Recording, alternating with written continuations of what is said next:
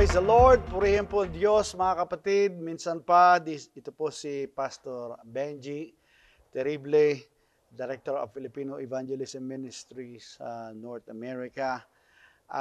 Napag-aralan po natin Lesson 7, darako po tayo sa Lesson 8. Tayo po mga kapatid ay manalangin bago po tayo magsimula muli ng atin pong aralin.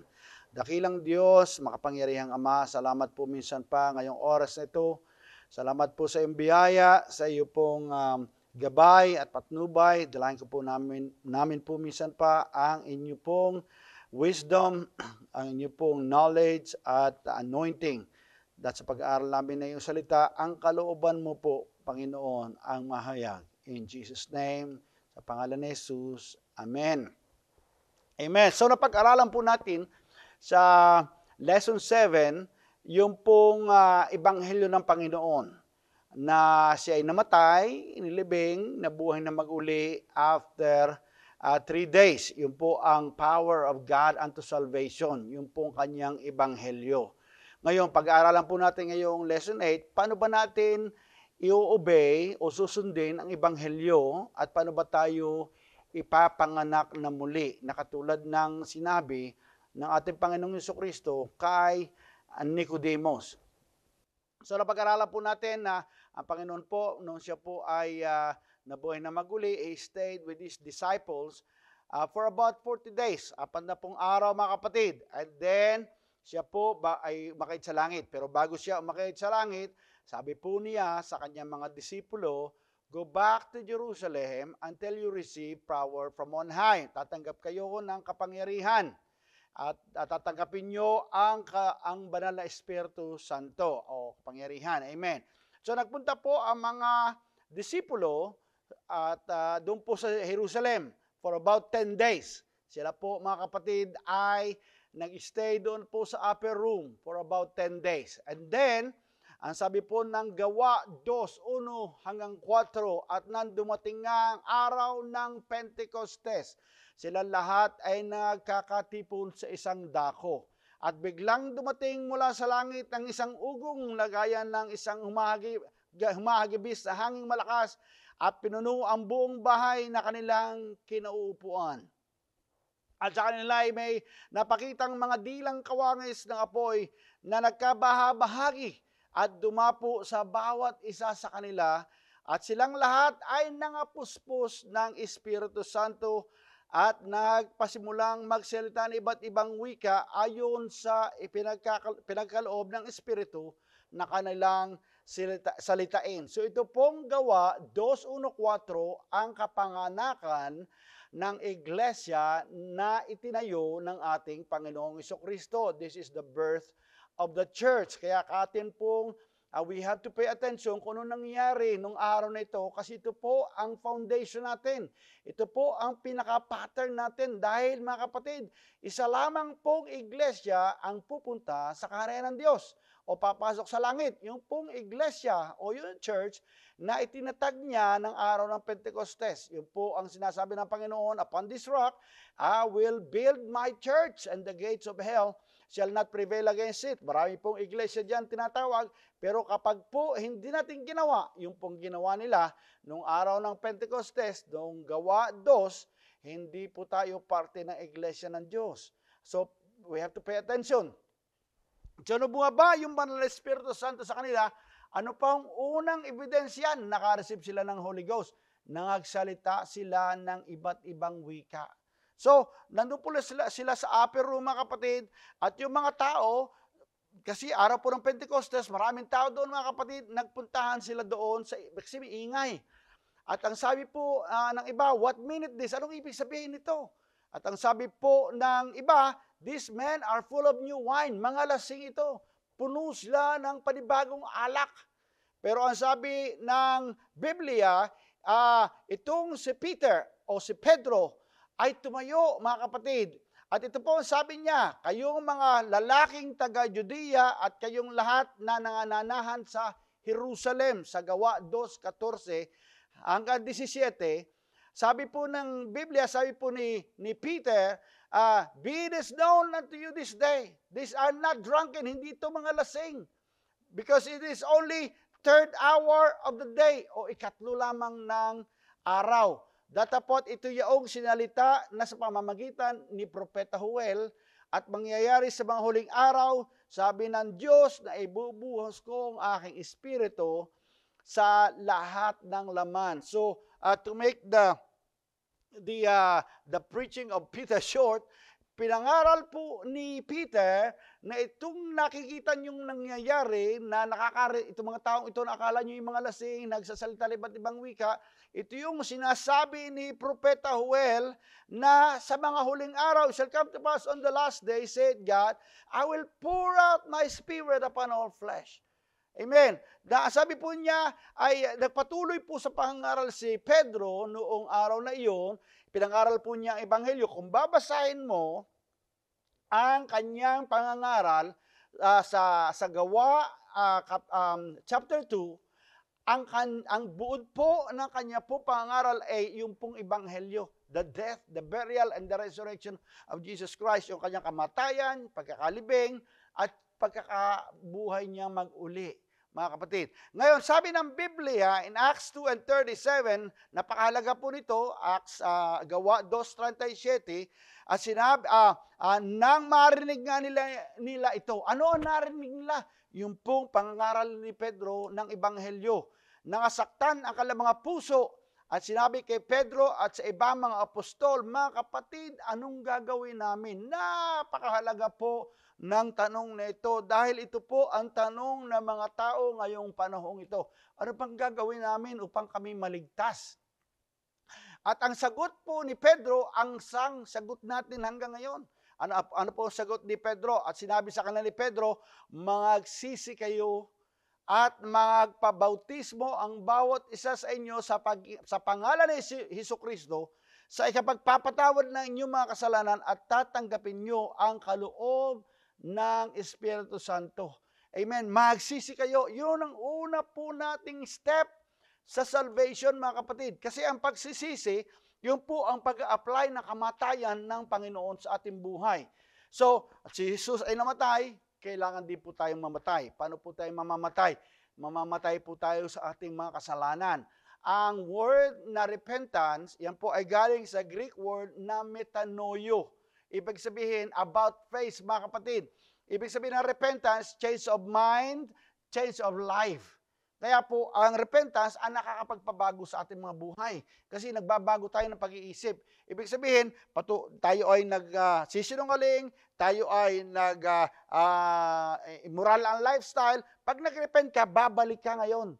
You're walking towards back to Jesus Christ. Yun po ang repentance. And then, kailangan po tayo mga bautismuhan sa pangalan ni Hesukristo. Katulad na sinabi ko sa inyo sa Matthew 28:19. Go ye therefore and teach all nations, baptizing them in the name. Yung pong pangalan doon, yung name ay singular. Na yung pong pangalan na yun po ang pangalan ng Ama, Anak, at Espiritu Santo. Kaya po sabi po ni Peter, hindi niya na po inulit yung Father, Son, Holy Ghost. Sabi po niya, magpabautismo sa inyo ang bawat isa sa inyo. Bawat isa, lahat po tayo, sa pangalan ng Hesukristo, sa ikapagpapatawad for the remission of our sins. Yung po ang born of water na sinabi ng Panginoon kay Nicodemus. Di ba, pinangako ko sa inyo, ituturo ko sa inyo sa lesson 8 kung paano ba tayo ipanganak sa tubig at espiritu. So, ang kapanganakan ng tubig, yung po mga kapatid, yung pagpapabautismo sa pangalan ni Hesukristo. Ngayon, ang bautismo ay nanggaling sa salitang baptizo, nang ibig sabihin po ay ilubog, to dip, to plunge, to immerse. Hindi po sprinkling, mga kapatid. Kundi ang bautismo, kailangan ilubog ka. Katulad po ng Panginoong Hesukristo, saan siya po binautismuhan? Sa ilog Jordan. Amen. And then, sabi ng Biblia, tatanggapin niyo ang kaloob ng banal na Espiritu Santo. Yung po ang born of the Spirit. So, paano po niyo malalaman nakatanggap kayo ng banal na Espiritu Santo? According sa ating pong nabasa sa Acts chapter 2 verses 1 to 4, when they received the Holy Ghost, noong pong kanilang tanggapin ang banal na Espiritu Santo, ang sabi po ng Bible, nagsalita sila ng iba't ibang wika. Amen. When you receive the gift of the Holy Ghost, you will speak with unknown tongues. Katulad ko po mga kapatid, 1992, na-receive ko po ang Holy Ghost, mga kapatid. Hanggang ngayon, I speak with tongues. Kasi po, kaloob po yon ng banal na Espiritu Santo. Yan po ang ebidensya na naka-receive po tayo ng Holy Ghost. Hindi po yung gumalaw-wala ang kamay natin, o umiyak po tayo. Hindi po yon. Naramdaman po natin ang presensya ng Diyos kapag umiyak tayo, kapag tinas natin ang kamay, gumalaw ang kamay natin ganyan. Pero ang ebidensya na ang Panginoong Diyos ay pumasok sa iyong puso, ay kinakailangan kang magsalita ng iba't ibang wika. Yung po ang born of the Spirit. Kaya nga sabi ng Bible, unless a man, verily, verily, katotohanan, sinasabi ko sa inyo, sabi ni Jesus Christ, maliban na ang tao ipanganak ng tubig, yung po ang bautismo sa pangalan ni Jesus, at ng Espiritu, yung po yung baptism of the Holy Ghost, na magsasalita tayo ng iba't ibang wika, then mga kapatid, hindi po tayo papasok sa kaharian ng Diyos. Amen. Ito po ay Bible, mga kapatid. Ito po ay salita ng Diyos. Bakit po dila ang pinili ng Panginoon? Marami pong dila. It's a big preaching by itself. Pero ang dila po natin ang pinakamaruming parte ng ating pong pagkatao. Kaya yung po ay iba, yung po lilinisin ng ating Panginoon. At iaanoin po natin ang ating mga dila upang parang pag nag-pray po tayo sa may may sakit, they will recover. We can cast out devil using our tongue. Amen. So yun po ang plan of salvation noong araw ng Pentecostes, noong kapanganakan ng iglesia, at hanggang sa ngayon, mga kapatid. Kung gusto po natin maging parte ng iglesia na itinatag ng Panginoon sa araw ng Pentecostes, kailangan po natin gawin yung ginawa nila nung araw ng Pentecostes. Ngayon, may nagsasabi po, mga kapatid, na itong katuruan ito ay para lang sa mga Hudyo. Hindi po, mga kapatid. Mali po yan. Kung daraka po tayo sa Acts chapter 10, amen. Ito po ay tatalakayin ni Pastor Jess sa lesson 10. Pero ibibigyan ko na po kayo ng kaunting lesson dito. Ito po ay istorya ni Cornelius na isang hentil. Tatlo lamang pong klase ng tao sa mundo. Hudyo, Samaritano, at hentil. Yung Hudyo, alam po natin mga Jewish people. Yung mga Samaritan, half Jewish po yan at saka half Gentile. At tayo mga hentil. Ngayon, itong, sabi po, marami po nagsasabi na yung pagsasalita ng iba't ibang wika, sa mga Hudyo lamang yun noong araw ng Pentecostes. Mali po yan. Sa Acts chapter 10, sa Gawa 10, ito pong si Cornelius ay isang Italiano. At ang sabi po ng Biblia, siya isang taong masipag sa kabanalan. Matuwid itong tao na ito na si Cornelius, matatakutin sa Diyos. Naglilimos ng marami sa mga tao. Laging nananalangin sa Diyos. Pero habang siya nananalangin, nakakita siya ng isang pangitain at pumasok ang isang anghel ng Diyos at ang sabi po sa kanya, natakot po si Cornelius. At ngayon, ang sabi po ng anghel sa kanya, magsuko ka ng mga tao sa Joppe, ipagsama mo si Simon na tinatawag na Pedro. Hallelujah. Bakit si Pedro? Kasi ibinigay kay Pedro sa Mateo 16 ang mga susi ng kaharian ng Diyos. Nung araw ng Pentecostes, sino po mga kapatid ang tumayo? Si Pedro. Sino nangaral? Si Pedro. Sino po ang nagsabi ng Acts 2:38? Si Pedro. Bakit? Nung nagsabi sila na, what shall we do? Sino po ang nagsalita? Si Pedro. Bakit? Sa kanya po binigay ng Panginoon ang mga susi ng kaharian ng Diyos. Ano ba mga susi ito? Repentance, baptism in Jesus' name, receiving the gift of the Holy Ghost with the evidence of speaking with tongues. Ngayon, itong anghel, ang pangangaral po ng ebanghelyo ay ibinigay sa kamay ng mga tao, hindi po sa mga anghel. Pero sabi po ng anghel, kuhanin mo si Pedro. Siya ang matuturo sa iyo upang ng salita ng kaligtasan. Ibig sabihin, si Cornelius pala, kahit siya ay a good man, siya po ay magaling magbigay, nananalangin lagi, hindi pala siya ligtas, mga kapatid. Bakit? Kasi hindi siya born again. Sabi po ng Panginoon, kailangan born again siya sa water and spirit. Amen? So, sa madalit salita, itong si Pedro, siya po ay isang Jewish So ang Panginoon po ay nagbigay ng vision kay Pedro para lamang pumunta siya sa bahay ni Cornelius. Kasi ang isang Hudyo, hindi po siya pupunta sa bahay ng isang hentil. So, ang Diyos ay nangusap kay Pedro sa pamamagitan ng vision na sabi, anuman ang aking nilinis, huwag mong tawaging marumi. Basahin niyo po ang whole Book of Acts, chapter 10. Wala na po tayong oras na basahin lahat yan, mga kapatid. Pero yun po ang nangyari dyan. So, dumating po yung mga tao na isinugo ni Cornelius upang kuhanin si Pedro. So, sabi po ng Panginoon kay Pedro, pagtapos ng vision, sumama ka sa kanila at huwag kang mag-doubt. So, sumama po itong si Peter kay sa bahay ni Cornelius. Noong makita siya ni Cornelius, parang si Cornelius, parang sinamba siya. Sabi po ni Pedro, tumayo ka dahil ako isa rin labang tao. Ngayon, binuka po ni Peter ang kanyang bibig at sinabi niya, tunay ngang natatalastas ko na hindi nagtatangi ang Diyos ng tao. Kasi nung unang panahon, akala ng mga Hudyo, sila lamang ang tao ng Diyos eh. Pero ngayon, na-find out ni Peter na, you know what, hindi rin pala ang mga Hudyo. Kundi sa bawat bansa na may takot sa kanya, ay kalugod-lugod sa kanya.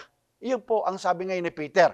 Ngayon, kinuwento ni Cornelius kung paano po nagpakita sa kanyang anghel. So, nangaral po si Peter ng salita ng Diyos. At kung titingnan mo rin po ang kanyang pangangaral, ang pangangaral niya po ay Ebanghelyo. Amen. Preach the gospel to every creature. Ipangaral niyo ang Ebanghelyo sa lahat ng nilalang. At ang Ebanghelyo, ang kapangyarihan ng Diyos sa kaligtasan. At ang sabi po ng Biblia, habang nangangaral si Pedro, sa Acts 10 and 44, samantalang nagsasalita pa si Pedro na mga salitang ito, ay buwaba ang Espiritu Santo sa lahat na nakikinig ng salita. At silang sa pagtutuli, yung mga Jewish people na sumama kay Pedro, na nagsisampalataya, ay nangamanghang lahat. Ito po sabi ng Gawa Gs 45, na sila po ay nangamangha dahil ibinuhos din naman sa mga hentil ang kaloob ng Espiritu Santo. Paano nila nalalaman na receive nila ang Holy Ghost? Sapagkat narinig nilang nangagsasalita ang mga ito ng mga wika. Amen. So, ang mga Gentiles, nakareceive din po, mga kapatid, ng banal na Espiritu Santo. At paano po nalaman ng mga Jewish people na believers na nakareceive sila ng Holy Ghost? Kasi, nagsalita sila ng iba't ibang wika, born of Spirit. Ngayon, ito po ngayon nasabi ni Pedro. Sabi ni Pedro, nang magkakayusmagot si Pedro, 47, mangyayari bagang hadlangan ng sinuman ang tubig upang huwag mga bautismohan itong mga nagsitanggap ng Espiritu Santo na gaya naman natin. At inutusan niya sila na magsipagpabautismo sa pangalan ni Jesucristo para po makumpleto yung born again experience ni Cornelius at saka no kanyang mga kaibigan at mga kasambahay, amen, na mabubuting tao pero hindi ligtas, na kailangan nilang maborn again. Dumating si Peter, nangaral, bumaba ang banal na Espiritu Santo at sila po, mga kapatid, ay bautismuhan sa pangalan ng ating Panginoong Jesucristo. Born of water and of the Spirit. I told you, ang plan of salvation po ng ating Panginoon, yan po uniform. So, yung pong banal na Espiritu Santo na may evidence of speaking with tongues, hindi lamang po yan sa mga Hudyo. Yan po ay para din sa ating mga hintil. Nagsimula po yan sa Acts chapter 10. Now, maraming nagsasabi ng iba na, relihiyoso naman ako, papasok ba ako sa kaharian ng Diyos? Hindi, mga kapatid, kailangan mo pa rin maborn again. Ngayon, pagdarako po tayo sa Gawa 19. Ito ngayon, mga kapatid, ay istorya naman ito ng mga alagad ni Juan Bautista na nagbautismo po si Juan Bautista, pero bautismo ng pagsisisi. Ngayon, ito po, nangyari, Gawa 19:1, at nangyari na samantalang si Apolos ay nasa Corinto, Pagkatahak ni Pablo ng mga lupaing matataas ay napa sa Efeso at nakasumpong ng ilang mga alagad. At sa kanila'y sinabi niya, tinanggap baga ninyo ang Espiritu Santo nang kayo'y magsisampalataya.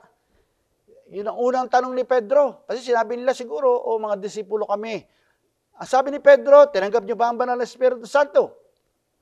At sinabi nila sa kanya, hindi. Hindi man lamang namin narinig na may ibinigay na Espiritu Santo. At sinabi niya, kung gayo'y sa ano kayo binautismuhan? At sinabi nila, sa bautismo ni Juan. At sinabi ni Pedro, nagbabautismo si Juan ng bautismo ng pagsisisi, na sinasabi sa bayan na sila'y magsisampalataya sa darating sa ulian niya, sa makatwid bagay kay Jesus. At nang marinig nila ito ay nagpabautismo sila sa pangalan ng Panginoong Jesus. At nang maipatong na ni Pablo sa kanila ang kanyang mga kamay, ay bumaba sa kanila ang Espiritu Santo at sila'y nagsipagsalita ng mga wika at nagsipanghula. So, ibig sabihin mga kapatid, para makompleto ang kaligtasan ng mga alagad ni Juan Bautista, kailangan nilang mabautismo sa pangalan ni Jesus at makatanggap ng banal na Espiritu Santo na anong ebidensya? Magsalita ng iba't ibang wika. So, makikita po natin sa Lesson 8, mga kapatid, ang uniformity ng plan of salvation ng ating Panginoon. Sinabi niya na kay Nicodemus, katotohanan sinasabi ko sa iyo, maliban na ang tao ipanganak ng tubig at ng Espiritu, hindi siya papasok sa kaharian ng Diyos. And then nakita po natin na ang Panginoong Jesus ay namatay, inilibing, nabuhay na mag-uli. So paano natin i-apply sa atin yon? Paano tayo magiging born again? So yun ay sa pagsunod natin sa bautismo sa pangalan ni Jesus, which is applying the burial of Jesus in our lives. The Bible says, we are buried with Him by baptism. So, namatay tayo nung magsisi tayo ng ating mga kasalanan, inilibing tayo nung tayo po mga kapatid ay mabautismo sa pangalan ni Jesus at tayo na buhay na mag-uli in the newness of life nung matanggap po natin ang kaloob ng banal na Espiritu Santo. Amen. Yan po ang plan of salvation ng ating Panginoon. At ito pong banal na Espiritu Santo, mga kapatid, ang magbibigay sa atin ng power. Kaya nga sabi ng Panginoon, you shall receive power o kapangyarihan kapag natanggap nyo ang banal na Espiritu Santo. Ano po yung power na yan? Yan po ay kapangyarihan laban sa kasalanan, kapangyarihan laban sa dyablo, kapangyarihan upang tayo po'y mag-witness o mangaral ang salita ng Diyos. Kasi sabi ng Panginoon, huwag muna kayong mangaral, bumalik kayo sa Jerusalem hanggang matanggap nyo ang kapangyarihan, ang banal na Espiritu Santo nga mga kapatid. Paano po tayo magiging witness kung hindi natin naranasan? Ako po, naranasan ko personally nang matanggap ko po ang banal na Espiritu Santo from the life of drug addiction and alcoholism and all kinds of evil and wickedness, mga kapatid, na bago po ang aking buhay. Kaya po ako'y narito sa harapan nyo, nagtuturo ng salita ng Diyos dahil binago po ang aking buhay ng ating Panginoon sa pamamagitan ng kanyang ebanghelyo. Ako po'y magsisi na kasalanan ko, ako'y nabautismohan sa pangalan ni Jesus noong April 15, 1992 at tinanggap ko po ang banal na Espiritu Santo on May of 1992. Amen. So, nakatanggap na ba kayo ng banal na Espiritu Santo? Kapatid, ito po ay para sa inyo. Sabi po ni Jesus Christ yan po ay pangako natin Panginoon, kapag ka po ikaw ay uhaw, lahat ng nauuhaw, lumapit kayo sa akin. Amen. At sabi po ng Bible, out of your belly, it shall flow rivers of living water. Ito po mga kapatid, banal na Espiritu Santo, ito po ay joy unspeakable mga kapatid. Kapag po kayo ay nakatanggap ng banal na Espiritu Santo mga kapatid, kayo po ay magkakameron ng kagalakan, joy unspeakable and full of glory. Amen. Sabi po ni Pablo mga kapatid, ito po, sabi po ni Pablo, datapot kayo wala sa laman, kundi nasa Espiritu. Kung kayo'y tumitira sa inyo ang Espiritu ng Diyos, datapwat kung sino man ang walang Espiritu ni Kristo, siya ay hindi sa Kanya. Roma 8:9. Ibig sabihin, pag wala pala tayong Espiritu Santo, hindi tayo belong to Jesus Christ. Kasi ang Espiritu Santo po mga kapatid, yan po ang Spirit of Adoption. Kasi hindi po tayo mga anak ng Diyos dati. Pero naging anak po tayo ng Diyos noong tayo po ay bigyan niya ng banal na Espiritu Santo. Kasi po itong banal na Espiritu Santo ay Spirit of Adoption. Amen. So, sino po mga nakatanggap na Espiritu Santo sa Biblia? Yung mga apostol sa Acts chapter 2. Yung ina ni Jesus na si Mary. Kasi po, sinasamba po yan ng maraming mga tao, si Mary. Pero si Mary po, mga kapatid, si Maria, ay nakatanggap ng banal na Espiritu Santo. Kailangan niya. Kaya hindi po natin kailangan sambahin si Mary. Salamat po, ginamit siya ng ating Panginoon dahil siya po ay malinis na babae, pero kailangan po niyan ang banal na Espiritu Santo. Ang mga Samaritano sa mga Gawa 8, kailangan nilang makatanggap ng banal na Espiritu Santo. Si Cornelius, katulad ng tinapik natin sa Bible, si Cornelius at yung kanyang mga kasamahay, kailangan nilang makatanggap ng banal na Espiritu Santo at mga mabautismo sa pangalan ni Jesus para sila ay maligtas. Mga alagad ni Juan Bautista sa mga Gawa 19.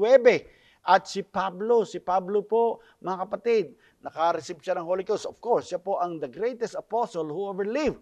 Amen. So, ano pong ebidensya? Uli, naka-receive tayo ng Holy Ghost. Magsasalita po tayo ng iba't ibang wika. Natatandaan ko mga kapatid, ako'y bagong convert, na-baptize na ako, nagsisimba na ako, pero hindi ko pa natatanggap ang banal na Espiritu Santo. Akala ko ang banal na Espiritu Santo, yung kumakaway-kaway ang kamay ng gayan, nahihipo po ako ng Panginoon. Pero nakausap ko po si Pastor Umpad, at sabi po niya sa akin, kailangan ka magsalita ng iba't ibang wika. So yun po, I praise, one day mga kapatid, 1 o'clock in the morning, amen, ako po ay binigyan ng Panginoon ng banal na Espiritu Santo.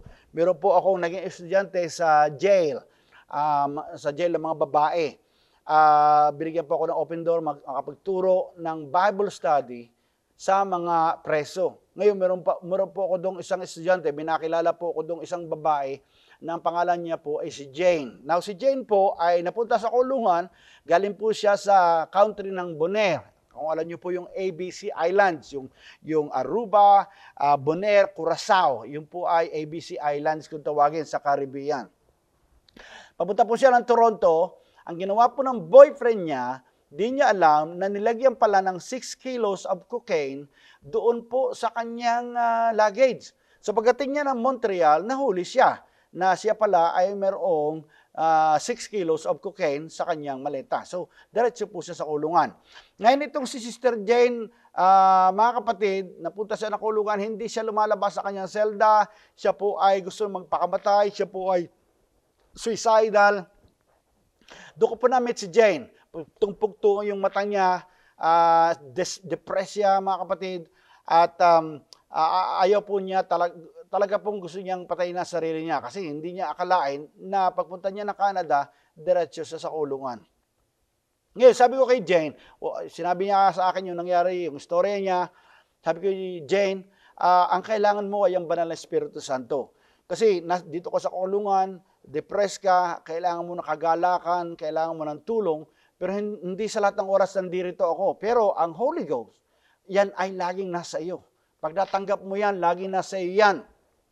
Sabi ko, manalangin ka sa Panginoon, at pagka dumating ang banal Espiritu Santo at pumasok sa puso mo, magsasalita ka ng iba't ibang wika, at you will feel joy kahit na nandito ka sa kulungan. So, yun po aming napag-aralan. Then, after the next session, mga kapatid, iba na pong Jane ang aking nakita. Si Jane po ay full of joy, yung kanyang mukha, masayang-masaya, kinakawayan niya ako. Sabi niya, Pastor Benji. Sabi ko, Jane, ano nangyari sa'yo?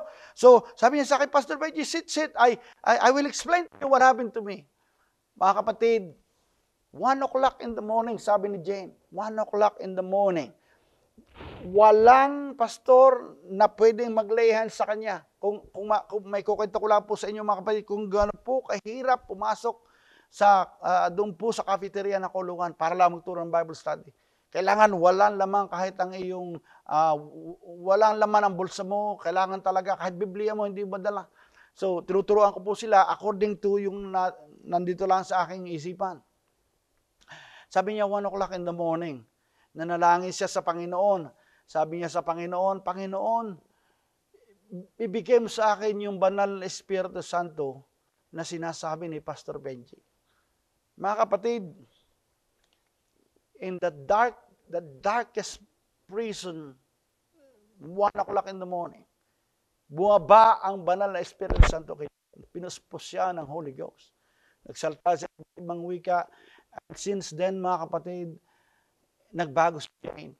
Ito pong si Jane ito ay naging parang leader ng mga prisoners. At siya po, mga kapatid, ay nangaral doon. At marami po akong nakilalang mga inmates na naturuan ko ng Bible through Jane. Dahil sa pagkakatanggap niya ng Banal na Espiritu Santo. Oh, hallelujah. Thank you, Jesus. Amen. Ang Banal na Espiritu Santo ay para sa iyo, kapatid ko. Huwag ka nang mag-doubt. Ang kailangan mo lamang ay ang puso mong uhaw. May ka manalangin ka sa Panginoon. Sabi mo, Panginoon, bigyan mo ako ng kauhawan sa iyong Banal na Espiritu Santo. At kung nasaan ka man, kahit wala ka sa church, mostly that I know that receive the Holy Ghost sa church. Pero katulad ko, may mga taong nakareceive ng Holy Ghost na wala sa church. Because ang requirement lamang para makareceive ka ng Holy Ghost ay yung puso mong uhaw.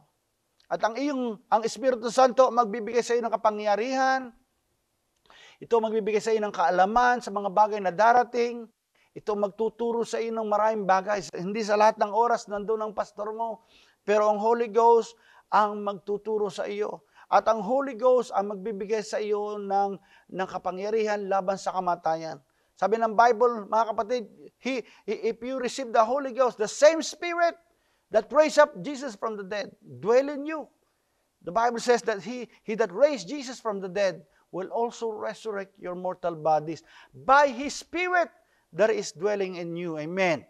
So, yun po ang tanda ng pag-ibig ng Diyos sa atin. Yan po ay gift, mga kapatid. Pagka po nanalangin ka makareceive ng Holy Ghost, huwag ka magbebeg, oh God, bigyan mo ko ng Holy Ghost. Hindi, mga kapatid, gift po yan. Yan po yung regalo.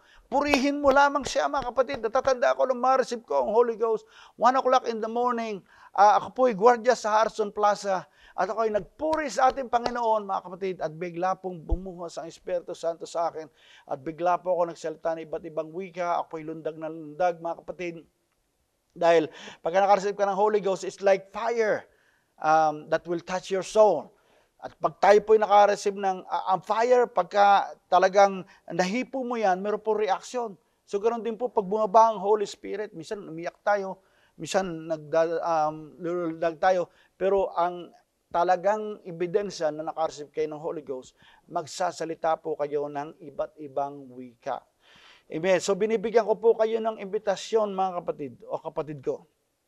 Sino man ang nakikinig ng Bible study nito, ibigay mo ang buhay mo sa Panginoon. Magsisi ka ng iyong kasalanan. At humanap ka ng pastor na magbabautismo sa iyo sa pangalan ni Jesucristo. Kapag po hindi sa pangalan ni Jesus, huwag ka pong magpabautismo. Ang kailangan po, ang bautismo ay sa pangalan ni Jesucristo. Nandyan po ang power sa pangalan ni Jesucristo. Hanapin mo ang United Pentecostal Church. Amen. Yan pong mga pastor ng United Pentecostal Church, yan po ay nagbabautismo lahat sa pangalan ni Jesucristo. Yan po ay sa paglilinis ng iyong mga kasalanan. And then, mga kapatid, sabihin mo sa Panginoon, bigyan ka ng Holy Ghost. Pasalamatan mo siya. Dahil ang Holy Ghost, mga kapatid, is for you. At kapag po ikaw ay nakareceive na ng Holy Ghost, kompleto na ang iyong kaligtasan. Ikaw ay na-born again in water and spirit. Just continue in the newness of life. Amen. And someday, papasok po tayo sa karya ng Diyos. Hindi ko po alam kung sino po ang balang araw, ang maliligtas, at tatanggap sa Panginoon, at mga babautismohan, at makakatanggap ng Espiritu Santo dahil sa videong ito. Maybe I will I will not meet you on the earth, but for sure I will meet you in heaven someday. Amen. Oh, hallelujah. Praise God. I feel the Holy Ghost right now. I feel the Spirit. I feel the conviction. Amen. Alam ko pong ikay uhaw sa ating Panginoon. Kaya ikaw ay nakikinig ngayon o nanonood ng video na ito. Papanalangin kita mga kapatid ko. At sa panalangin ko sa iyo, magsisi ka na iyong kasalanan ngayong oras ito. Sabihin mo sa Panginoon, patawarin ka sa iyong mga pagkakasala. Dakilang Diyos at makapangyarihang Ama, salamat po sa iyong mga salita. Salamat po, Panginoon, sa iyong dugo na nabuhos para sa aming mga kasalanan. Salamat din po, Panginoon, sa iyong salita nagbigay sa amin ng kalinawan na kailangan naming ipanganak ng muli sa tubig at sa Espiritu. At ngayong oras ito, dalahin ko po ang aking mga kapatid na ito na nananalangin. Lord God, bigyan mo sila, Panginoon, ng kalinawan, ng open door, Panginoon, ng pastor ang magbabautismo sa kanila sa pangalan ng Jesucristo. Puspusin mo sila ng iyong banal na Espiritu. Panginoon, tulungan mo sila, Panginoon. You're not willing that any should perish, but all men come to repentance. Sa pangalan ng Jesus, pagpalain mo ang kapatid kong ito ngayong oras ito, Lord. In Jesus' name I pray. Amen in Jesus' name. God bless you all.